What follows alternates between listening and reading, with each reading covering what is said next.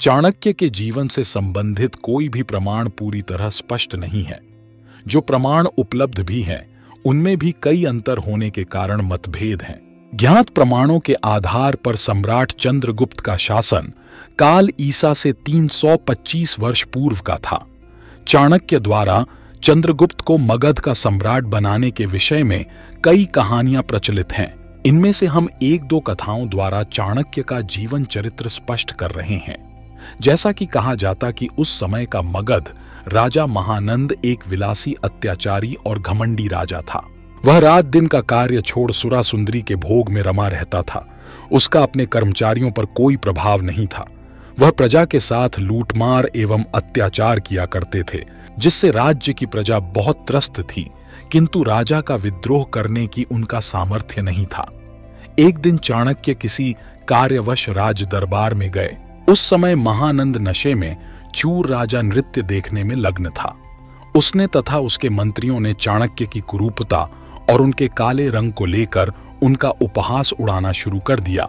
यह देखकर चाणक्य अत्यधिक क्रोधित हो उठे। क्रोध में आकर उन्होंने भरे दरबार में अपनी चोटी खोल दी और शपथ लेकर कहा कि अब यह चोटी मैं तभी बांधूंगा जब मगध सम्राट का अंत कर महानंद के रक्त से अपनी चुटिया को धो लूंगा। चाणक्य की इन बातों को सुनकर राज दरबार में सन्नाटा छा गया।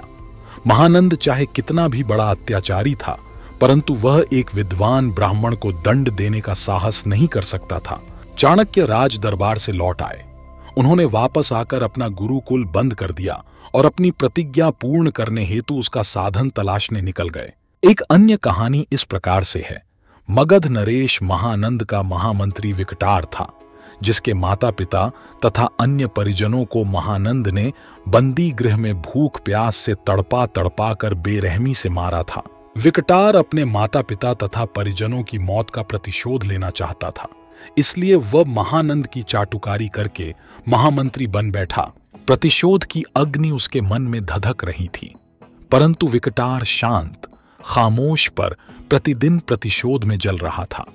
एक दिन नंद ने अपने पिता के श्राद्ध के लिए योग्य ब्राह्मण लाने का दायित्व विकटार को सौंप दिया। विकटार ब्राह्मण की खोज करता हुआ दूर निकल गया, जहां चाणक्य पेड़ों की जड़ में मट्ठा डाल रहे थे। उन्हें ऐसा करते देख विकटार की उत्सुकता जागी, तो उसने उन्हें प्रणाम करके पूछा, श्रीमान, आप यह क्या कर रहे हैं? तब चाणक्य ने उसे बताया कि मेरे पांव में कांटा चुभ गया था। इनको खत्म करने के लिए इनकी जड़ों में माठा डालकर इनका अंत कर देना चाहता हूं। मैं इनके संपूर्ण वंश का ही अंत कर देना चाहता हूं। यह सुनकर विकटार की आंखों में चमक आ गई। उसे लगा कि यह ब्राह्मण ही तेरे उद्देश्य को पूर्ण कर सकता है। उसे मंजिल मिल गई और तलाश खत्म हुई। विकटार ने उन्हें नंद के यहाँ श्राद्ध के आयोजन की बात बताई और उन्हें वहां चलने को राजी कर लिया। जब श्राद्ध वाले दिन वह चाणक्य को लेकर नंद के समक्ष पहुंचा, तो नंद ने चाणक्य का रंग और कुरूपता देखकर उसका अपमान कर दिया। भरी सभा में अपना घोर अपमान देखकर चाणक्य वहां से उठकर आए और ये प्रतिज्ञा की कि मैं नंद वंश का नाश करके रहूंगा। तब विकटार ने चाणक्य का साथ निभाने का वादा किया और फिर दोनों मिलकर नंद के विरुद्ध षड्यंत्र करने लगे। चाणक्य अत्यंत कुटिल राजनीतिज्ञ थे। नंद साम्राज्य से निष्कासित नंद के ही एक परिजन चंद्रगुप्त से उन्होंने मित्रता कर ली। चंद्रगुप्त नंद की सेना में एक सैनिक था। कहते हैं कि वह नंद के दासी पुत्रों में से था, किंतु इस बात के भी कोई प्रमाण उपलब्ध नहीं है। चाणक्य की भांति ही चंद्रगुप्त का वंश परिचय आज भी अंधकार में है। इनके वंशों के संबंध में जो कुछ भी कहा जाता है, वह केवल अस्पष्ट प्रमाणों के आधार पर ही कहा जा रहा है। चंद्रगुप्त को भी नंद ने अपमान करके निकाला था। चंद्रगुप्त और चाणक्य दोनों ही अपमान की अग्नि में जल रहे थे। एक दिन चाणक्य ने चंद्रगुप्त को प्रजा पर अत्याचार कर रहे सैनिकों को लड़ते देखा। उसने बहादुरी से उन सैनिकों से लड़ाई कर कईयों को मार डाला।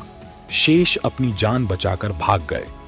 यह सब देखने के बाद चंद्रगुप्त चाणक्य अपने काम का लगा, तो उन्होंने उसे बुलाकर अपनी बात सामने रखी। तो चंद्रगुप्त आश्चर्यचकित होकर यह सोचने लगा कि देखने में यह ब्राह्मण पागल तो नहीं लगता।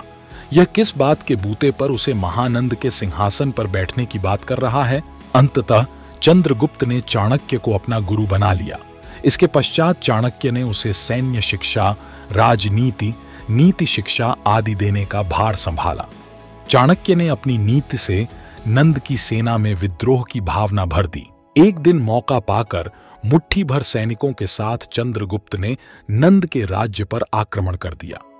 देखते ही देखते चंद्रगुप्त ने राजमहल पर अधिकार कर लिया। नंद को बंदी बनाकर चाणक्य के सामने लाया गया तो चाणक्य ने उसे लात मारते हुए कहा, देख मूर्ख, ब्राह्मण के अपमान का क्या परिणाम होता है। नंद गिड़गिड़ाकर अपने जीवन की भीख मांगने लगा। चाणक्य के आदेश पर नंद की निर्ममता पूर्वक हत्या कर दी गई। नंद मर गया। चंद्रगुप्त मगध का सम्राट बन गया और चाणक्य उसके महामंत्री बने